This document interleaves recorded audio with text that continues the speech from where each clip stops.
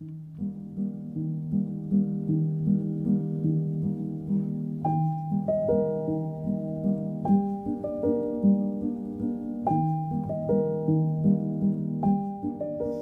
die stilte van die lydenstyd, waar ons harte soms bevraagteken word, is daar 'n pad wat ons lei, die gebed wat ons aan die Here verbind. Suid-Afrika, in hierdie seer en stil, laat gebed jou dra deur elke wil. In die maanskyn, sonskyn of die storm, mag jou gebed jou siel hervorm. Gebed is die wortel wat diep sal groei in die grond van ons harte, wat soms breek en soms plooi. In hierdie tyd van vas en refleksie, vind ons in gebed miskien 'n nuwe dimensie. Soos die aarde wat vir die reën vra, so roep ons na God in blydskap en in kla. In die stilte van lydenstyd vind ons genade wat ons lei deur die duisternis van ons stryd. Elke dag, elke oomblik, elke gebed is 'n stap nader aan die lewe wat ons red. In gebed lê ons hoop, ons angs, ons pyn, en sien ons dat God altyd daar sal wees om ons te lei. Suid-Afrika, in hierdie heilige tyd, maak gebed jou gewoonte, jou rustigheid. Mag dit jou voed, mag dit jou herstel. In die lydenstyd, laat gebed jou siel vertel. Het jy geweet dat die oorsprong van die champagne wat gemaak word vir Formule 1 wedrenne reg oor die wêreld in Wellington is? Dalk is dit die eerste keer wat jy dit hoor vandag. Laat die oorsprong van daardie champagne hier uit Suid-Afrika, uit Wellington uitkom. En ons gaan dalk so ietsie daarvan saam beleef en vandag se saam dink. Baie welkom in hierdie lydenstyd. Broers, susters, elkeen van ons het dalk ergens 'n ander ervaring, 'n ander belewenis van hoe die jare ons al tot op hede behandel het. Ons dalk 'n ander ervaring oor wat ons sien en wat ons nie sien nie, wat ons beleef en wat ons nie beleef nie.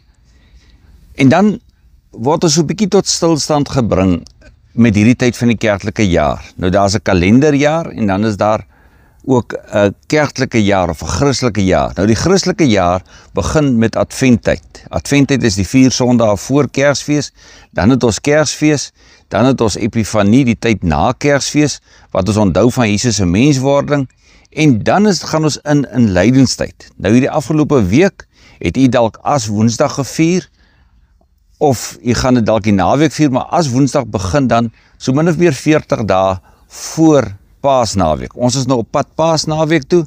Die kerklike jaar wys ons sien nou uit na Paasnaweek, al is dit hoe seer, hoe hartseer, maar ons as Woensdag gevier, as Woensdag se oorsprong met die palmtakke van die vorige jaar, toe Jesus by Jerusalem ingegaan het die mense daardie palmtakke verbrand en daardie as is aan die deurkosyne of selfs aan die voorkoppe van mense gesmeer om vir hulle ook weer in te lei in die volgende jaar se lydenstyd. En dit is waar ons in die kerklike jaar of die Christelike jaar op hierdie stadium staan. En in hierdie lydenstyd het oor eeue gebruike, gewoontes gekom wat mense help om opnuut weer te fokus op Jesus. En 3 van daardie gewoontes gaan ons in die volgende paar weke by stil staan. By gebed, by stil word of afsondering en dan ook om te vas. Daardie 3 gewoontes is ritmes, is gewoontes wat oor eeue aankom. En wat ons sommer net weer saam wil nuut ontdek en saam weer vra, maar wat sê dit dalk vir ons in 'n tyd waarin ons lewe, waarin ons dit dalk nodig het. Vandag gaan ons dan reeds by die eerste van hierdie gewoontes stilstaan en mekaar deel rondom gebed. Nou daar is seker al baie boeke, nie seker nie, daar is al baie boeke geskrywe oor gebed. Net soos wat daar oor liefde geskrywe is gebed en geloof seker van die grootste onderwerpe en dieper liggende onderwerpe waaroor boeke en artikels geskrywe is oor eeue.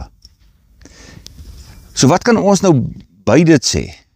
Wat al reeds gesê is, of wat mense dalk al reeds weet? Of miskien moet ons dalk net weer 'n bietjie afstof. Dat die dinge wat ons weet, moet ons dalk net weer hoor. Ons moet dalk net weer opnuut sê, wie ek het al vergeet. Ek moet dalk weer net terugkom na dit wat ek aanvanklik gehoor en beleef het in gebed. En dis waar ons by die Formule 1 uitkom. Formule 1 motor kan hoe pragtig en met die pragtigste plakkers en die name op hom versier word en die borge kan uitgebeeld word. Maar die Formule 1 se kamer waar al die krag en waar alle energie vandaan kom, is daar by die engine. Dis waar dit saak maak. En dis daar die engine kamer van geloof, wat ek dalk op 'n manier wil sê, dit is gebed. Gebed is daar die engine kamer van die kragtige energiekamer van ons geloofslewe.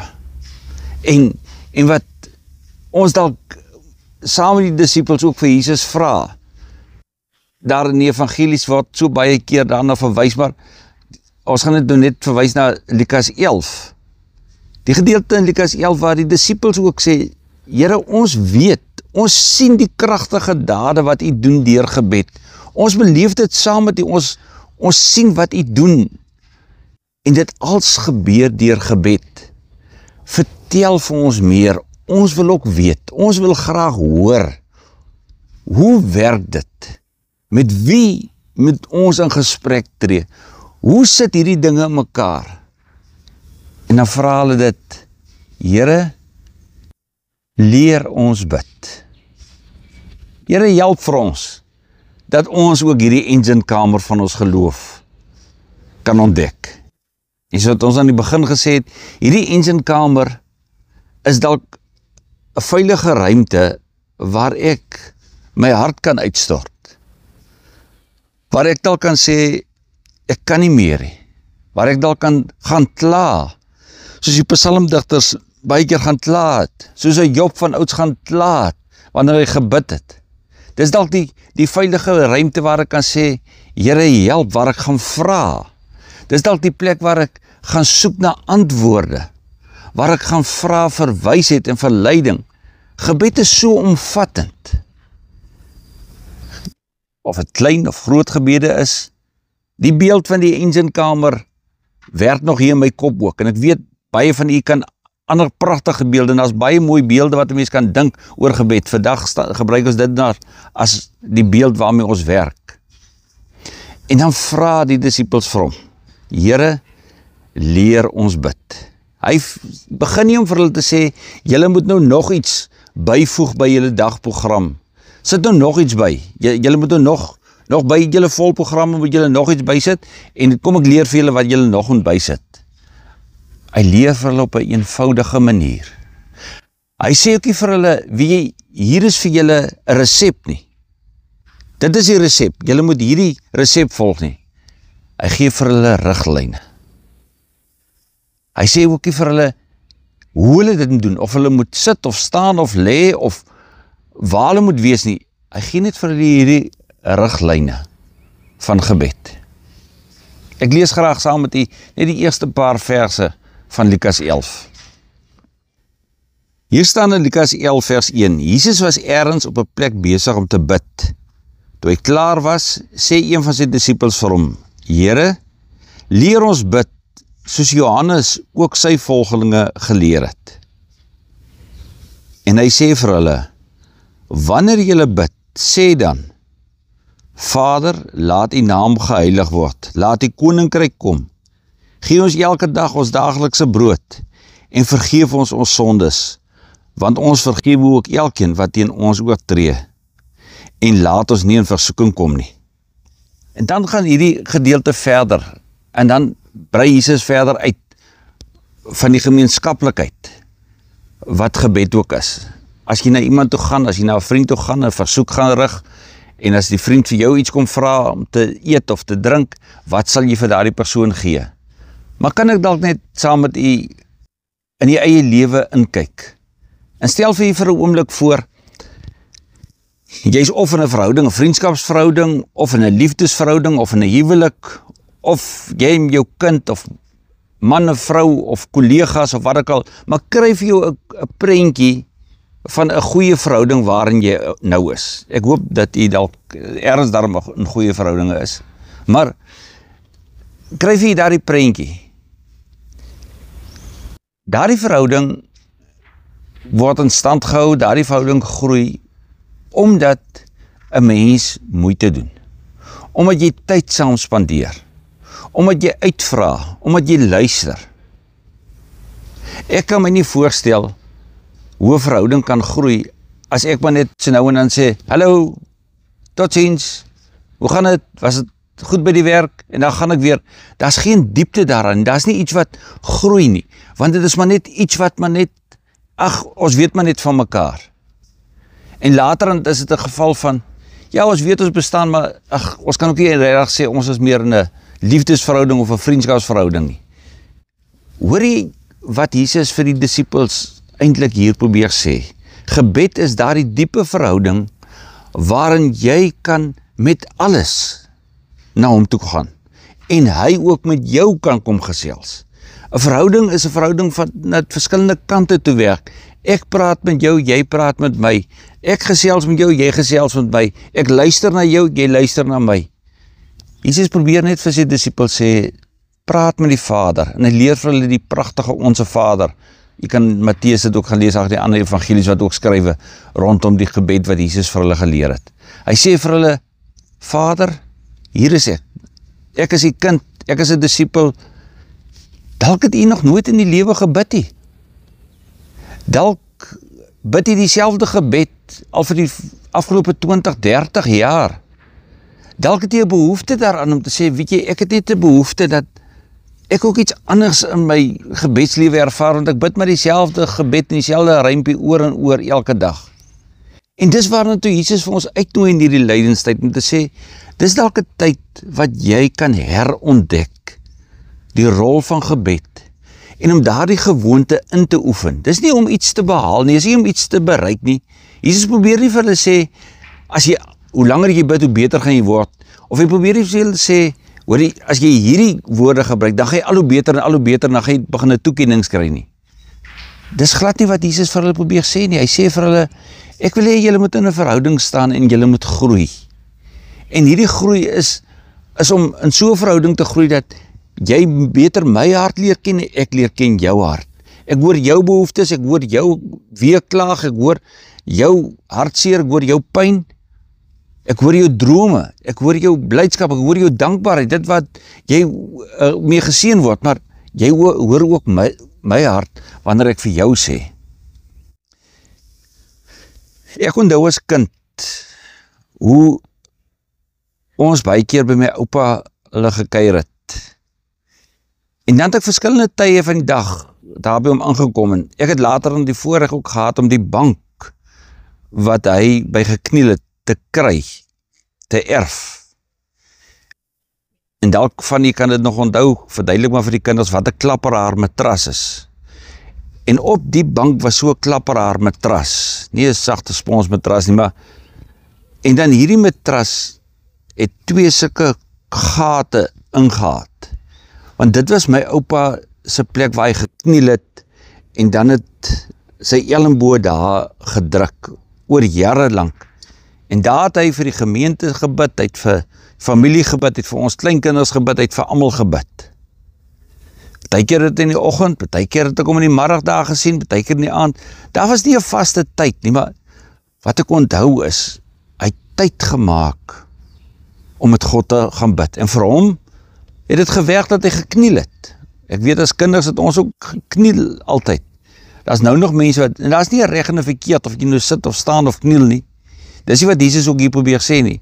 Maar ek onthou het my oupa gekniel en dan ingetree vir ander in gebed en hoe hy ook na God se hart geluister het. Ek onthou my eie ouers.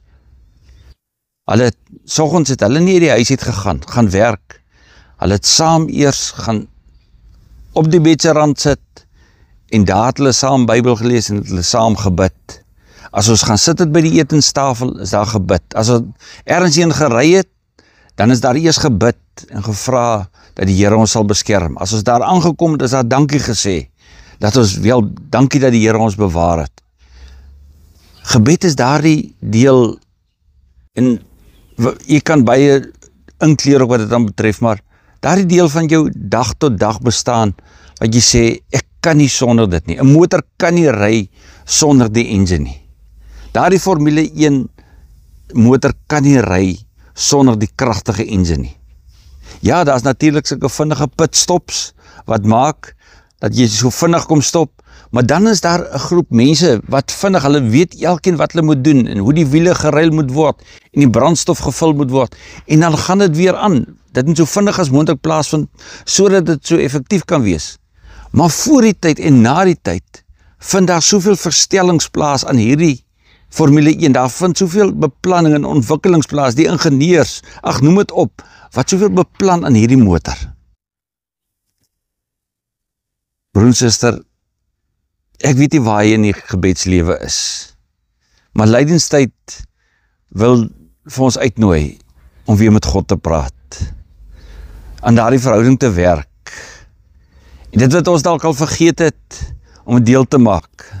En so wat ek nou met u praat, en ek onthou sommer net oor my kinderjare, hoe ek blootgestel is aan gebed, besef ek ook al hoe meer, 'n mens vergeet van hierdie dinge, en dit is so belangrik. Dit raak nie 'n pragtige formuletjie, hoe ons kan bid, 'n pragtige resepie.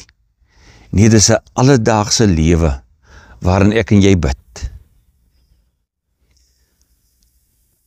Die impressionist skilder, Claude Monet, het op 'n stadium gesê, toe hy impressionisme sal jy weet, dis daardie kuns wat ingekom het, 'n kunststyl wat ingekom het, omdat jy die alledaagse sien, om 'n bietjie op 'n ander manier te sien, van 'n ander hoek af te sien, met lig en die speling van lig, om daardie kunswerke op so 'n wyse te skilder, laat dit so 'n bietjie anders lyk. En hy was die vader eintlik, die anker van impressionisme. En toe het hy op 'n stadium gesê, hy weet nie heeltemal, toe hy begin het hy nie geweet waarmee hy begin nie. Maar nou wat hy klaar is, hou hy van dit waarvan hy sien. Dit wat hy nou sien wat klaar is, hou hy van dit wat hy sien. Ons weet ook nie wat daagliks met ons gebeur, ons weet nie wat oor ons pad kom nie. Maar ons die kragtige bron van gebed. Ons kan dit saam met ander mense bid. Gaan lees weer Lukas 11, wat sê, die krag van gebed, die krag van daardie engine, lê daarin, laat ons vir God aanroep, met God gesels, hy met ons en ons met hom. Wil jy nie hierdie lydenstyd weer opnuut ontdek, en dalk ergens begin terugkyk en sê, ek het ook nie geweet waar ek begin nie, ek het nie geweet wat gaan gebeur nie, maar nou wat ek terugkyk, hou ook van wat ek sien. Ek sien die werke van God, ek sien sy hande werk, en daarvoor dank ek hom. Dalk kan jy intree vir iemand wat dit doen. Dalk kan jy vandag die persoon wees wat vir iemand anders intree in daardie gebed. Dalk kan jy die een wees wat vir jy gesin, vir jy kinders, vir jy werksmense. Dalk kan jy sommer net weer die psalms beginne bid.